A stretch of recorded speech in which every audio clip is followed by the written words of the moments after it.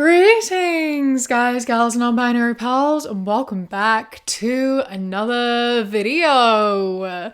Here on this channel, we talk about a lot of different types of mothers. We have the toxic boy moms, we have the Facebook moms, we have the almond moms. We got a lot of different types of moms that we've talked about, and today we're going to talk about another type of mother that I only somehow recently sort of learned about, which is the crunchy moms, as you can tell from the title. And basically, if you don't know what a crunchy mom is, basically it is a mother who has very strict rules and restrictions in place about what is like healthy and good for you. So a lot of the like common things with crunchy moms is like no refined sugars, no additives, no chemicals or preservatives, no sunscreen.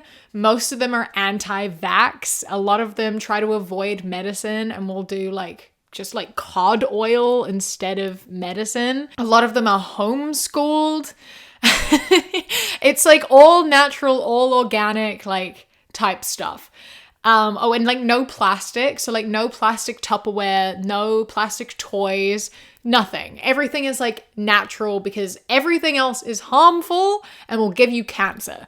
And most of the rules they have are not actually very backed up by evidence. Like a lot of it is just largely very made up stuff, or they are completely inflating it to the point where they're making it seem like the worst thing ever when there is very little to prove that is actually anywhere near as bad as what they are claiming it to be.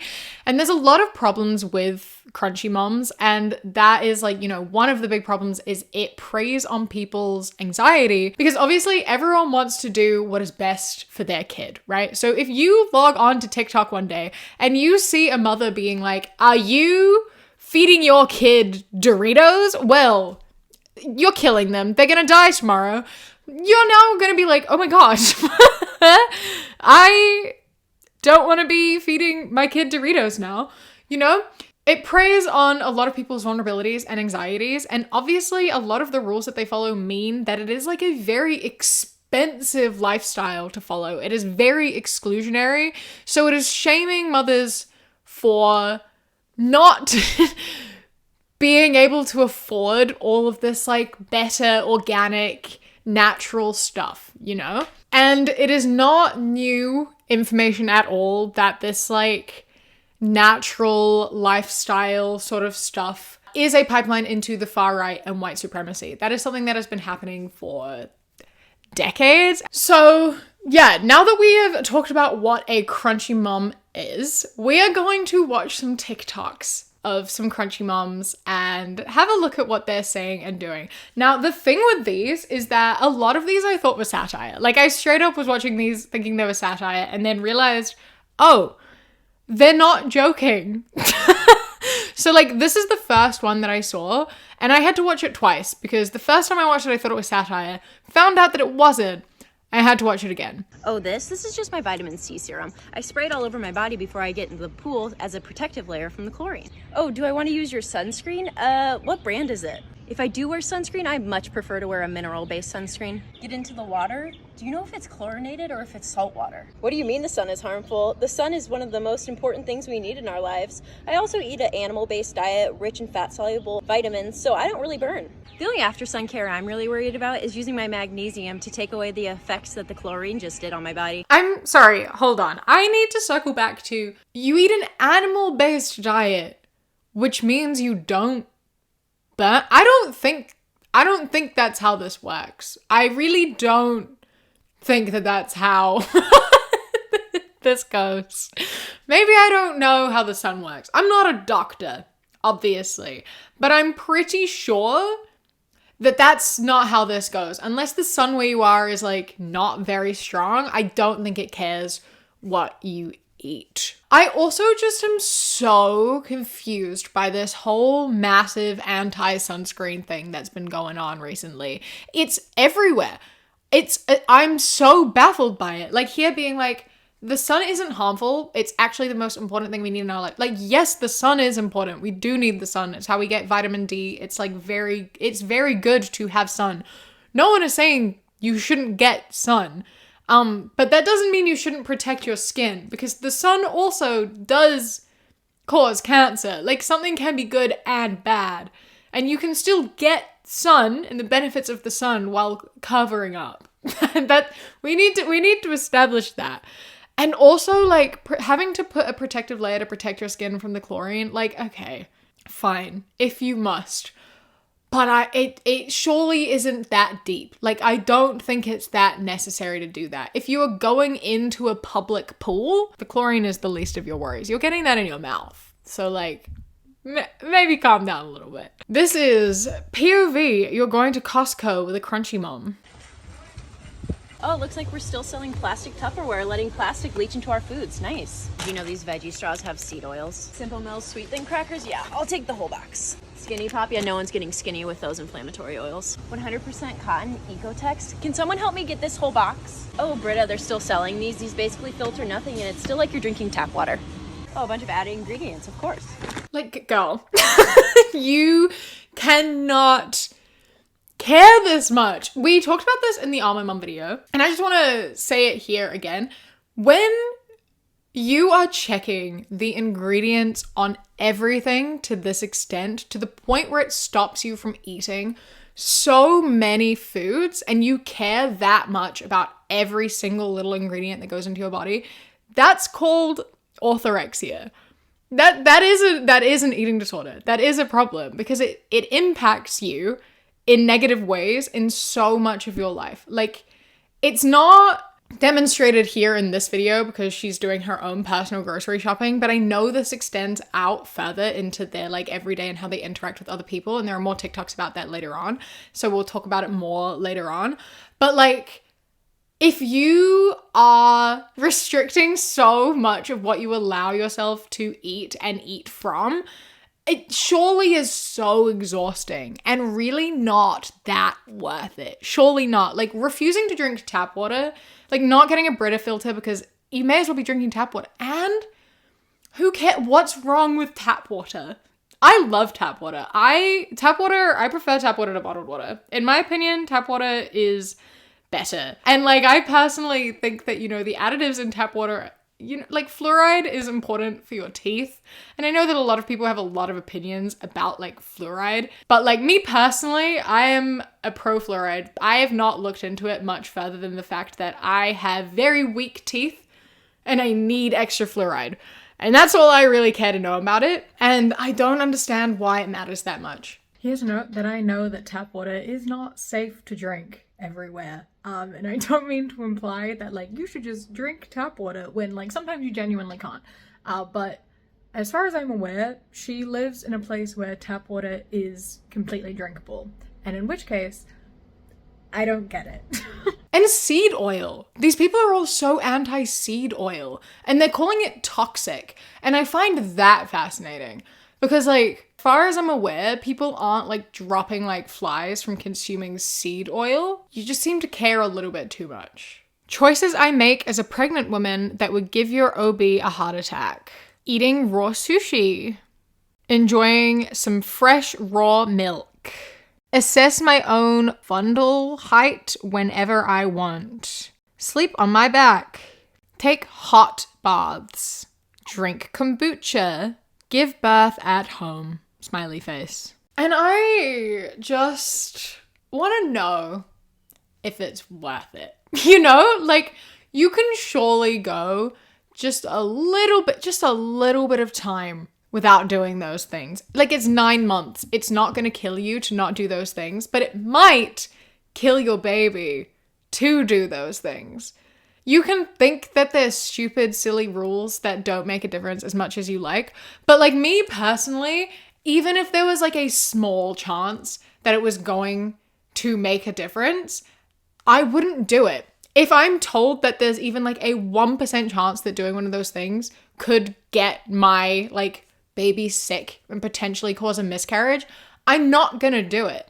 Why are you risking that? It is genuinely, like, especially the raw sushi and the raw milk thing, like, there's genuinely danger in doing that. You are putting your unborn child at risk. Like, that is something that you are actively making the decision to do. Just because you've done it in a past pregnancy and it was okay doesn't mean you should continue to do it in every pregnancy in the future. Why are you even taking that risk? What's the point? Why do these people think that they know better? And you might be asking, like, how is this crunchy mom behavior?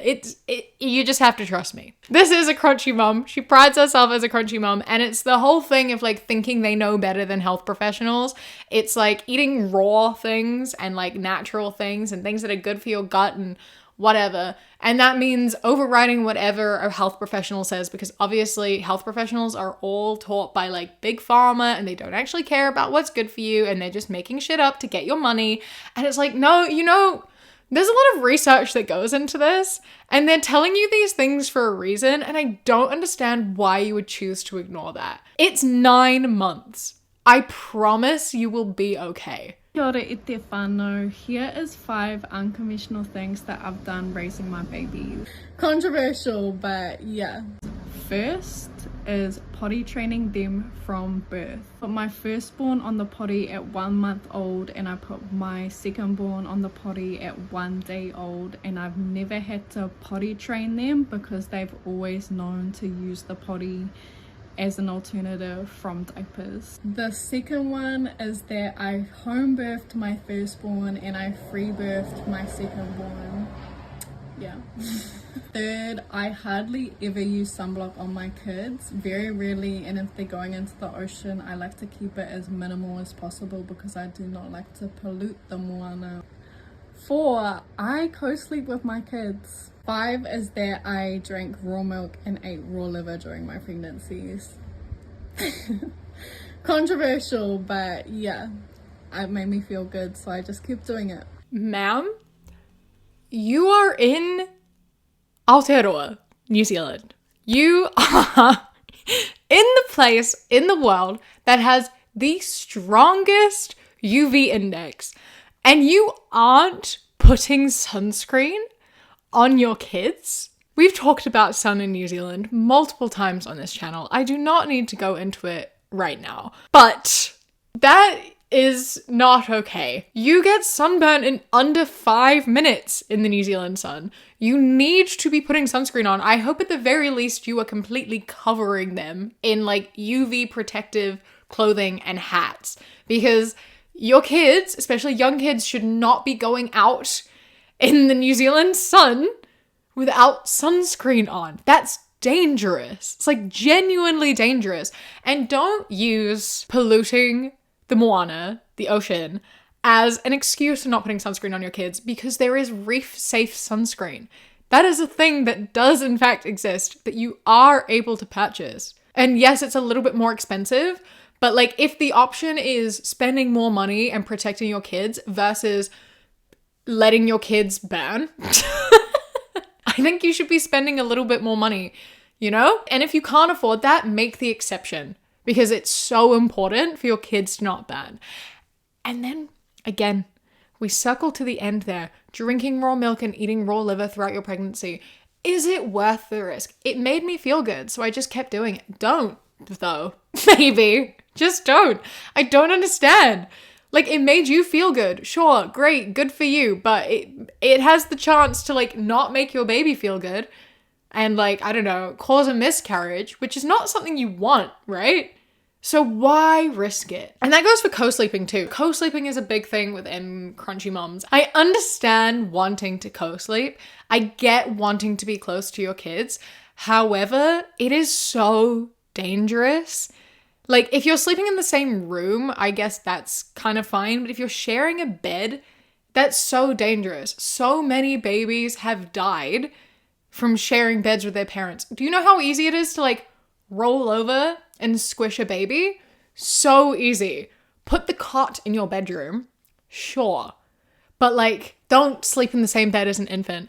And I will also say, co-sleeping, I don't think is a very healthy thing to do. I co-slept as a kid, in the sense of like I slept with my mom when I was like very small, and then my daycare encouraged me to stop doing it. And then when I was like 4 or 5, really, I think I stopped sharing the bed with my mom.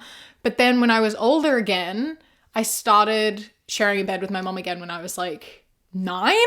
And I did all the way through until I was, I think, 12 or 13. My mom slept in my bed with me.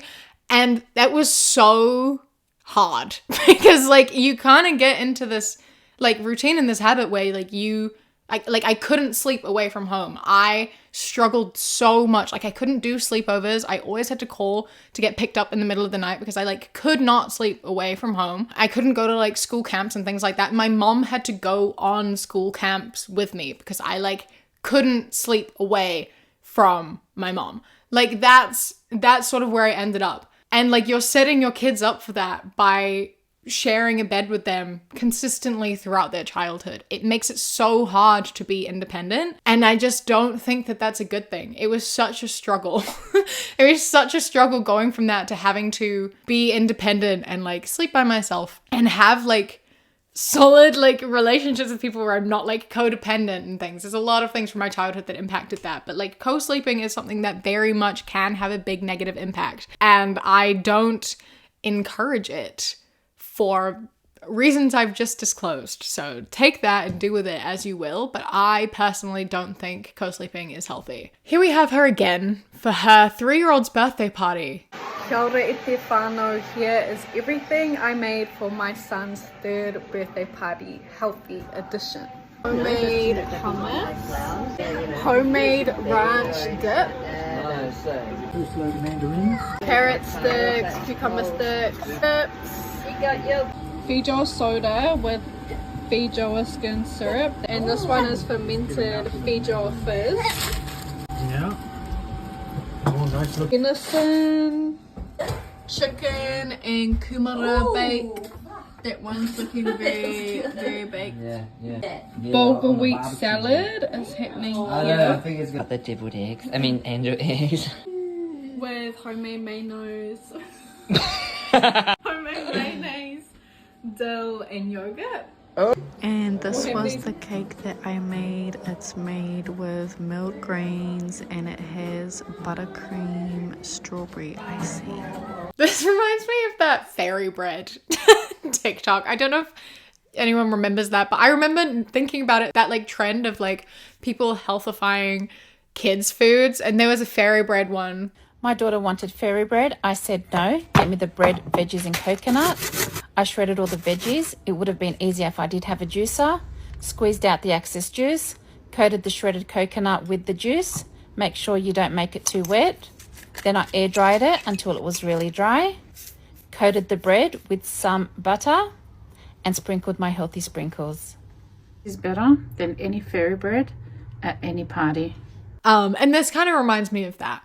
Let your kids have fun. This is not a children's birthday party food spread. This is for adults. This is not kids' food. Can you not let your kid enjoy sweets just for like one day? Like, it is not going to hurt your kids to have like crisps and chips and whatever else and like fizzy drinks for one day.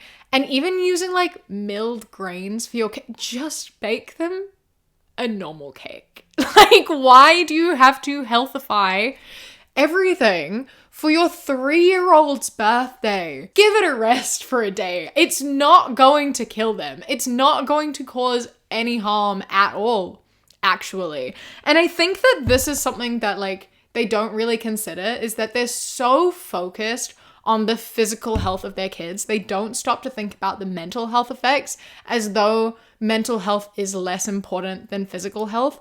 Like, enforcing such strict rules on your kids does have emotional and mental side effects, because like you are instilling fear in them. If you are telling them these things and being like, you can't eat this because it's bad for you, you can't eat this because it's bad for you, you can only eat this because this is good for you, and like then it's gonna make socializing really hard, and it can cause so much health anxiety and food anxiety. And as we talked about in the Almond Moms video, it can also lead to eating disorders. As I said before, like having such strict food rules about like the quality of everything that goes into your body to the point where you obsess over it, that is an eating disorder in itself. That is orthorexia. And you are putting that into your children literally from birth. And that can lead into being a much more dangerous eating disorder as well, because it is teaching restrictive rules, and that can lead to then, you know, cutting more stuff out and making it into a different thing, especially when, you know, eating disorders revolve largely around control. And when you don't feel control of your own life, a lot of the time, you know, that's where eating disorders come in. It's a means of taking control over what you put in your body. And if that is being controlled by your parent, and your parent is being very overly controlling of you, then that can turn into either being more restrictive and coming up with your own food rules and like going out of control in that sort of way, or it can also lead to the opposite and can have like binge eating disorder sort of result out of it, and like going completely off the other way and like sneaking out and buying ice cream and eating like tubs of ice cream at a time because you've never been allowed that, and it's breaking the rules and it's controlling what you're able to eat because it's never been a decision of yours to make before, because it's always been a parent's decision. Like when we were kids, my sister had a friend who had a crunchy mom, and so everything she ate was like, yeah, like no refined sugars. It was mainly just like fruit and vegetables and like whole grains, and that was pretty much all she ate.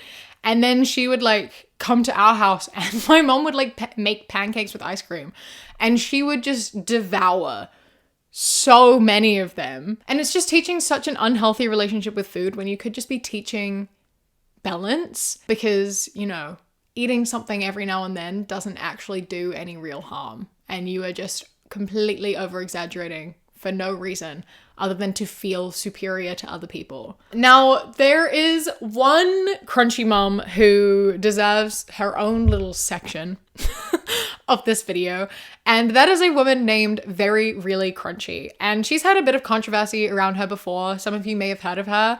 But basically a lot of people thought that all of her TikToks were satirical, and they do have a satirical element to them. They are over exaggerated. However, she is a real life crunchy mom. She does believe in a lot of what she's saying. She does play it up a little bit, but like she is a crunchy mom and she does believe in that, and it is a problem. And we're gonna watch a few of her TikToks and have a little bit of a conversation about them. I'm interrupting myself here because Very Really Crunchy decided to copyright all of her TikToks and give me a copyright strike.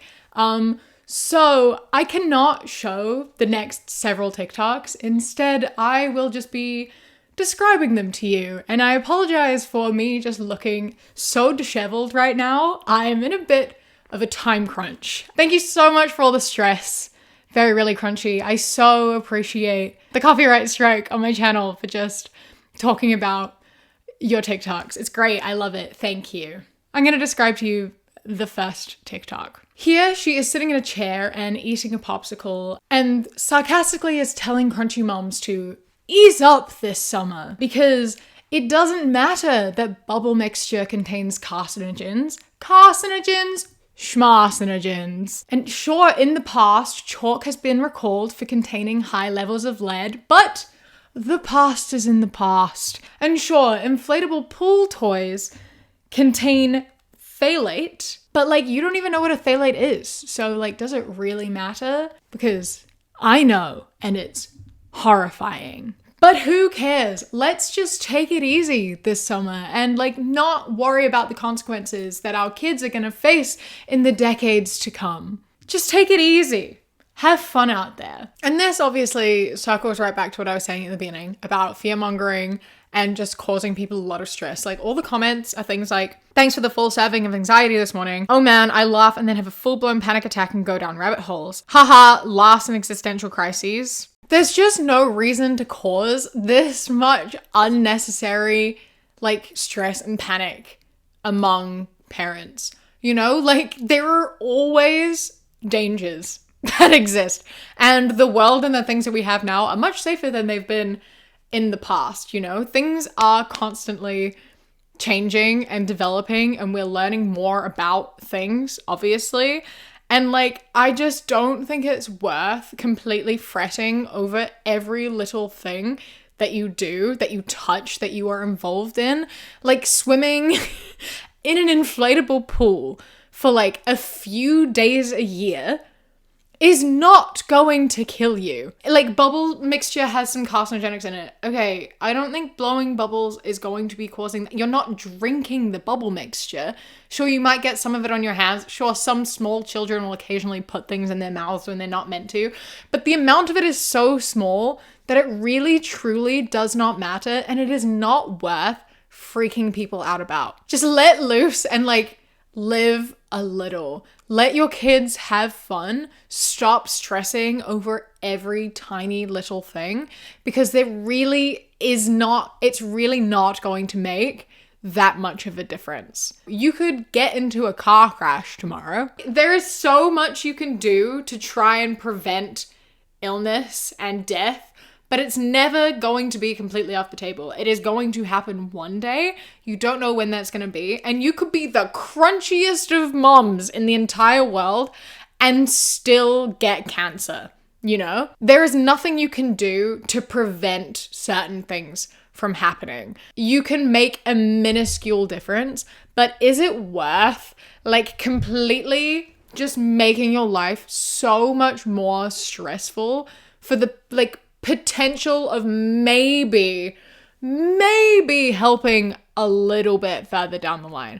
Because you don't even know if it is. Most of these rules are making little to no impact at all, and it is just feeding into this whole big conspiracy of just everything being evil and you being better because you follow these like natural rules, when like a lot of natural stuff isn't great for you either, is it? Like, people used to die when they were 30, you know? Like, this is the thing that always gets me, is it's like, I'm going back to live how we used to, back in the natural days. You see it with like carnivores and everything as well, and it's like, people used to die before 40. Like, they weren't doing it right then either. You know, these people who are like anti-medicine, anti-everything modern, I'm like, okay. But like, you realize that like vaccines and medicine and all that is like why we live to the age that we do.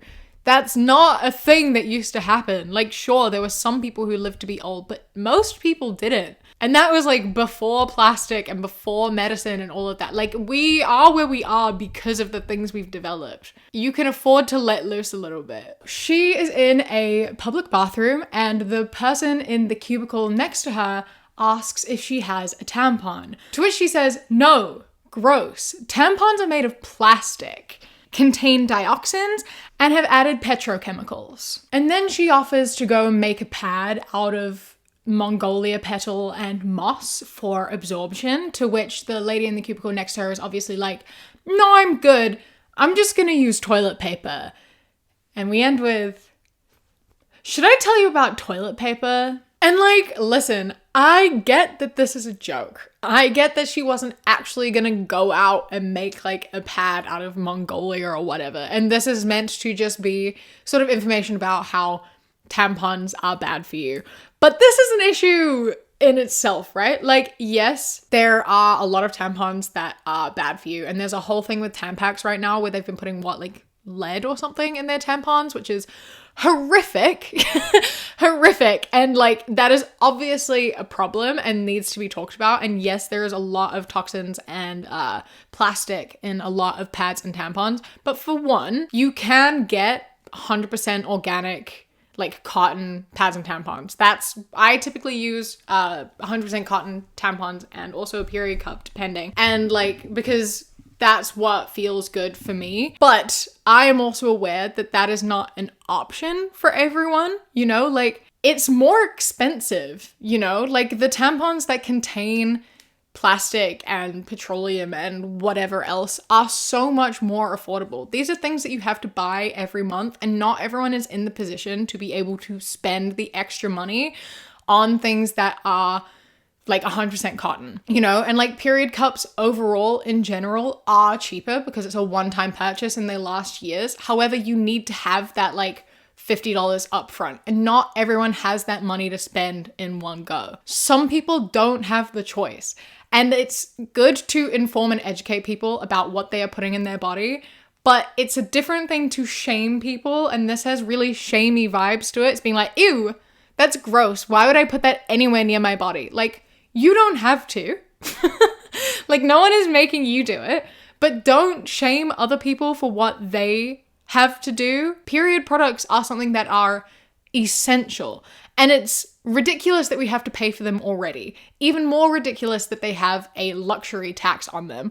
But not everyone is in the position to make different decisions, you know? And acting as though that is a choice that everyone has just really ruffles my feathers.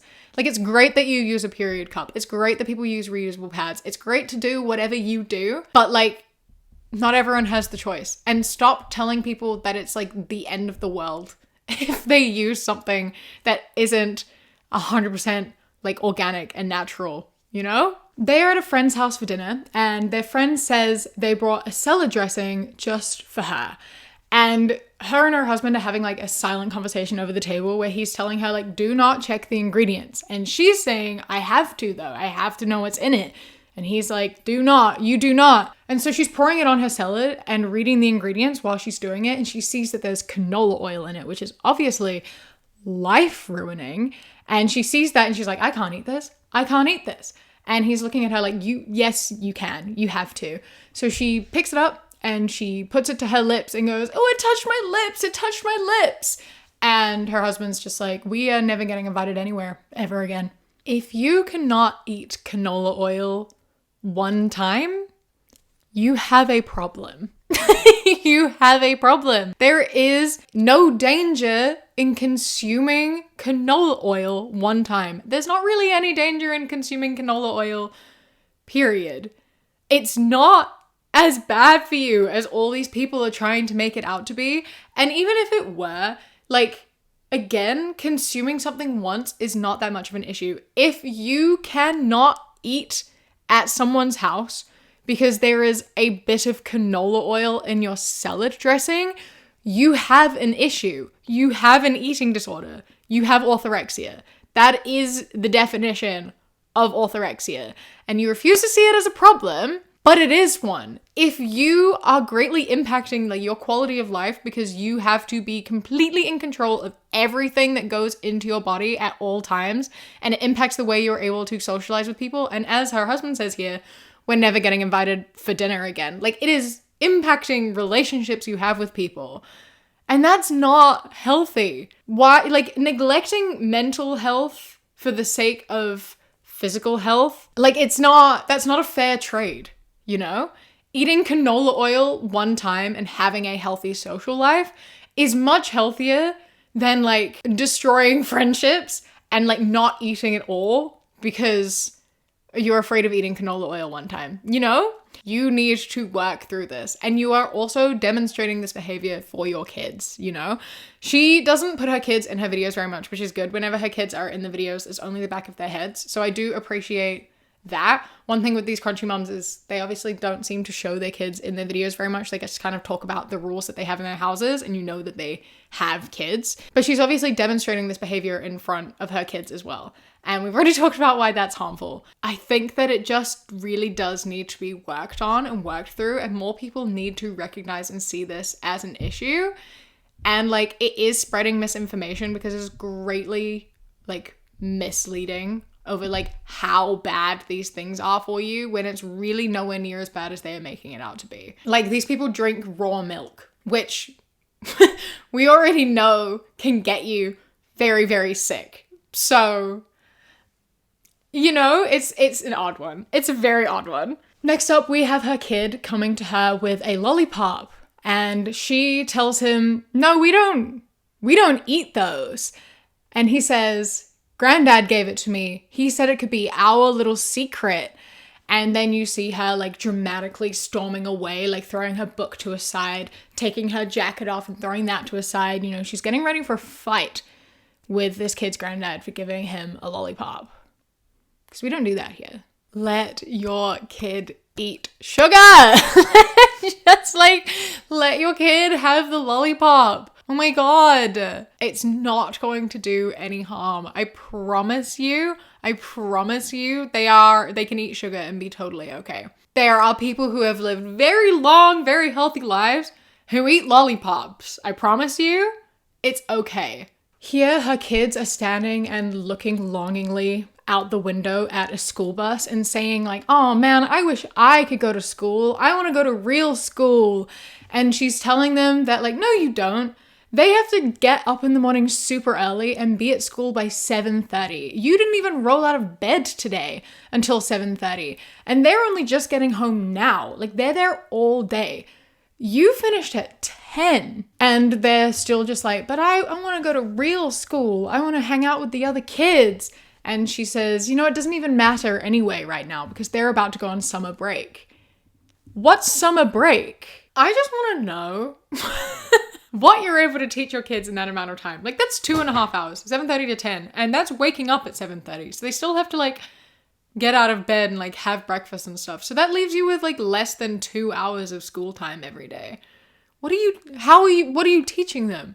What are you achieving in only 2 hours of learning every day? That feels like you're missing out on a lot of stuff in there. I don't really understand what you're doing there. And they're not having a summer break too. That's sad. And I know that like when you work, you don't have a summer break, but I think you absolutely should. And I think kids deserve to have that break to be able to spend time with their friends who are also on break. And I think that that is an important thing for kids to have, is a break. Mind you, if your kids are only doing school for like 2 hours a day, I suppose when you add it all up, they've still had more time off. Unless you also don't do weekends, which also wouldn't surprise me. In this one, she walks out into the lounge and her husband is sitting there and is like, oh, did you hear about what's happening in the world today? I'm going to tell you about the news. And she's just like, I'm going to stop you right there.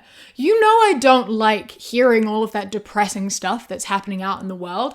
And he's still trying to like tell her about what's going on, like the cost of living crisis and the price of houses, etc. And while he's doing that, she is like pulling out her acupuncture mat and she's lying down on it and imagining herself in her happy place, like frolicking around in a meadow, ignoring what her husband is saying because she doesn't want to hear about all the bad things going on in the world when she could just live in blissful ignorance. The level of privilege that just goes to hammer home the point of like what I said at the beginning, right? Of how all of this is just kind of like a pipeline into like far right extremism, of just like not giving a single shit about anything or anyone outside of yourself. Like, yes, the news is stressful, but it is so important to know what is going on in the world. And the fact that you are so easily able to avoid that says enough, really. Like, you should be informed about what's happening in the world. And just like being like, it's so stressful to know that other people have problems, so I'm just going to tune it out and lie on my mat and pretend that the world is perfect because my world is perfect and I don't want to hear about anything else that is happening anywhere. Like, if you only care about yourself, you need to work on that, actually. You need to work on your empathy a little bit. And I think that also speaks to all of these rules that they have and how strict they are, because like it's refusing to take on anyone else's information because it's such a matter of thinking that they are 100% right and refusing to budge and have conversations and listen to anyone else's opinions because they've already made their mind up. So much of it is just like snake oil selling, right? Like so much of it is just people being like, that's bad for you. That's so bad for you. You should buy my natural product. It's all natural, so it's obviously good for you. And then you just like eat that up. Like so much of it is just bullshit that you buy because it sounds good. Here they're in a car driving and her husband is hungry and he asks if they can stop for food. The only thing nearby is McDonald's. So she opens up the glove box and she pulls out a McDonald's burger and chips and she's like, these are the McDonald's burger and fries that we bought 10 years ago. Look at them. They still look perfect. This is not food. Real food molds. You should not be eating this because it's too processed and is not real food. And once again, we circle back to say eating something once is not going to kill you. it's not going to kill you to eat something one time or even multiple times. Just don't eat it every single day. And I promise you, you will be okay. There's also a lot of food that doesn't mold. This isn't exclusive to just like chips and burgers. Like nuts don't mold either.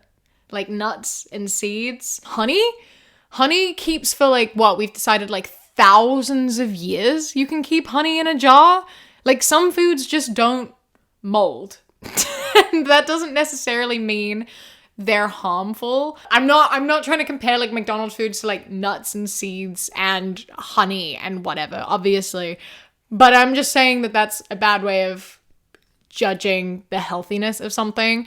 And your body does break it down. It's not going to kill you. It's gonna be okay. Don't eat McDonald's because McDonald's supports Israel and we are all boycotting McDonald's. So this is not me saying to go eat McDonald's. This is me saying fast food in general is okay to eat sometimes, but check the BDS boycott list first. If you are enforcing incredibly strict rules on your kid in whatever capacity, you are setting them up for failure later on.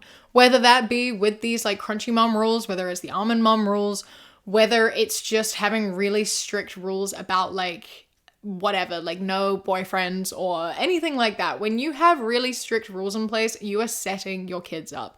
What you need to do is raise your kids to have like respect and trust and communication and a healthy relationship with you and with food and with their bodies and with the world. And restricting that access and like projecting your own fears and eating disorders on your kids is not a good thing to be doing. And you need to understand that and you need to recognize that. You can encourage making healthier choices and you can eat a ton of vegetables and seeds and grains and whatever you want. Do that.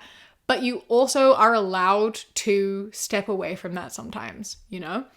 Don't have a hissy fit when your kid drinks tap water. Please let your kids have fun, let them socialize, let them be kids. It's okay to have plastic toys and to eat food with their friends. You don't have to be in their ear hovering and having all these strict rules and like not letting them enjoy things because they're kids, you know, and they need to figure things out for themselves. Give them guidance, but also allow them to make decisions. This has been my Crunchy Mom video. I hope that you have enjoyed. Please leave a comment and let me know what type of mom I should look into next time. I feel like I'm running out of types of moms. Maybe narcissistic mothers. I don't think we've done narcissistic mothers yet. Let's have a look at those. I want to do some more in general about like dads and like just parents in general, but dads tend to not post on TikTok as much. It's a little bit harder to find content about them, but if you have any recommendations, do let me know. I do like making these videos about parents because we all have some parental trauma that we need to work through, and I find this is a good way to do it. So let me know. Don't forget to leave a like and subscribe as well. I upload videos every few days and I would love to see you again. I hope you enjoyed all of my TikTok renditions. Please don't forget to leave a like, comment, and subscribe on this video. My views have been absolutely shot since getting this copyright strike, and I would really, really like for it to pick up again, so anything helps. Thank you. Massive thank you to my Sprout and Above patrons whose names are up on the screen right now. I appreciate you greatly. And a huge, huge thank you to my Kiwi Cat patrons. Michaela, Natasha, Lady Nutbar, Mr. Noodle, Radsack, Knitting Menace, Samuel, Chris, Elias, Danielle, Eldo, Jessica, Ikazel, Mandy, Josh, and Bobby. I love and appreciate you so much, so thank you so much for joining. If anyone else would like to become a patron, you can go to patreon.com/savvycat, click the top link in the description. For as little as £1 a month, you get my videos early, as well as podcasts a week early. And then for £3 and up, you get things such as outtakes, bonus mini podcasts, live streams, vlogs, and more. As you're watching this, I am in South America and I will be uploading some travel vlogs on my Patreon. So if you are interested in checking that out, then please do go check out my Patreon, link in the description. I'm traveling for 10.5 weeks and I'm going to, where are we going?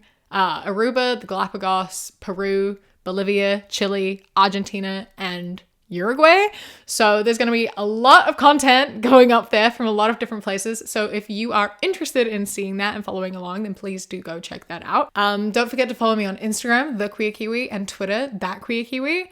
I hope that you enjoy the rest of your day. Stay safe. Keep fighting. I love you. Mwah.